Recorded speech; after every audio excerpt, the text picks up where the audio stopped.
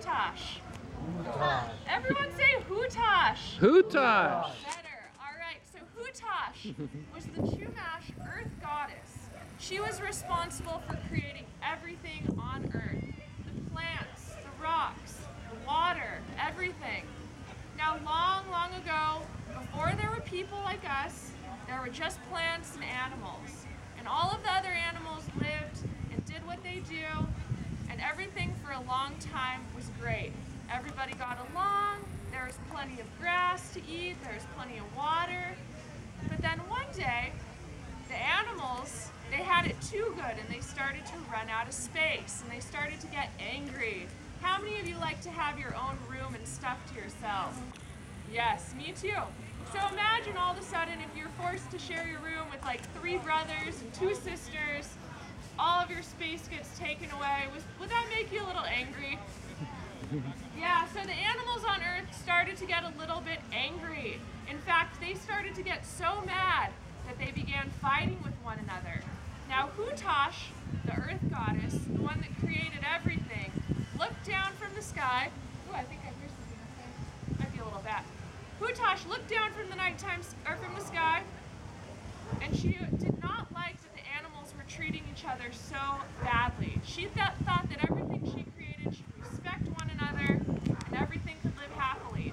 The animals were fighting. And so, Hutash decided to teach them a lesson.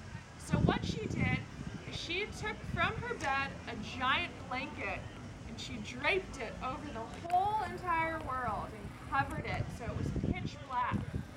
Now imagine, all of a sudden, it's completely dark. A lot of the animals were instantly scared. Some of them ran into each other because they couldn't see. Everything was chaotic for weeks and weeks. And soon enough, because there was no light, the plants started to die, the animals started to go hungry, and so they decided that something needed to be done. So all of the animals in the world decided to meet together and figure out a way to talk to Hutash about how to get that blanket off of the sky. At this big meeting of animals, there was a lot of ideas. The big mountain lion said that he could climb up into a tree and jump and grab the blanket and rip it down. But when he tried, he did not succeed because it was so high up in the sky. The bear thought it could also use its claws, but the bear couldn't reach the sky either. And so who do you think could reach the sky? What could maybe go up and get to the sky? A bird! Birds, right? So all the birds decided they're the ones to go and do it, right? Now, of course, what kind of bird do you think is strong enough to do something like that?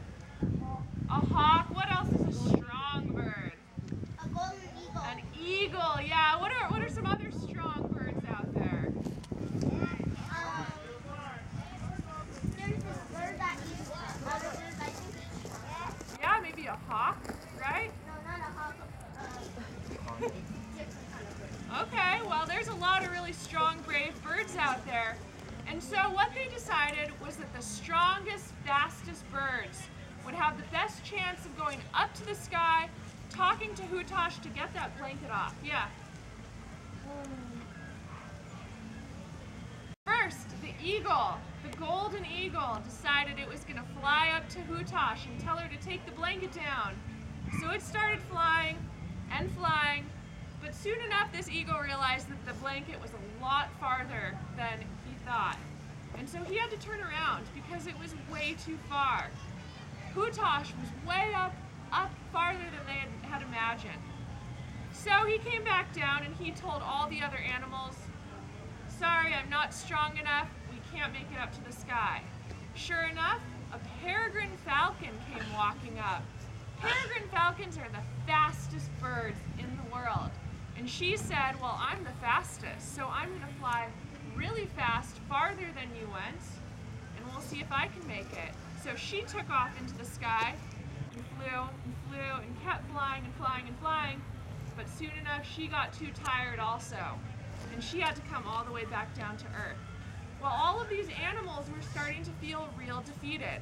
Nobody could make it up to Hutash to get that blanket off of the sky.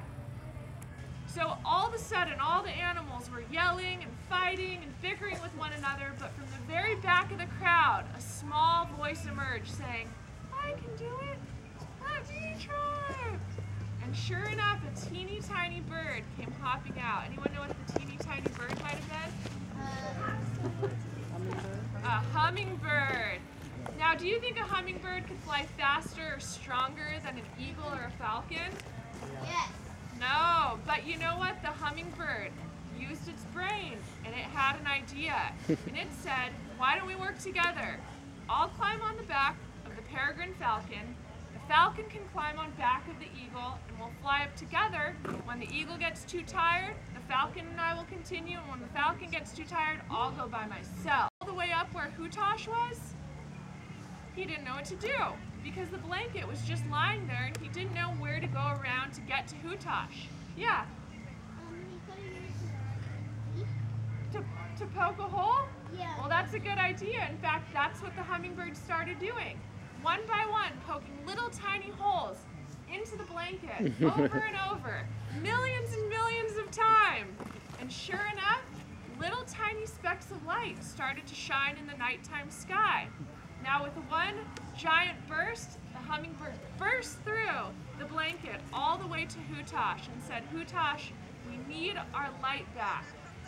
Now Hutash looked at the hummingbird and noticed all the work that it had done. And Hutash had also been watching the animals figure out a way to make it up to this blanket, and she liked that they were working together, listening to one another. And so she said, "All right, my friends, I will take the blanket off so that you can have your daylight back. But as a reminder to you to not misbehave, every 12 hours I'm going to put that blanket back on and it'll be night again." So this story is not only the story of why there's day and night, but it's also the story of how the stars got into the sky. Because when you look up, if you're a Chumash person, you didn't see stars like we see them today. What you were looking at were the tiny holes that the hummingbird poked through the sky. And when you see the moon out, that's also the spot where the hummingbird went all the way through too. Bursted it? Yep. So that's the story of the hummingbird and why there's stars in the sky according to the Chumash people. Yeah.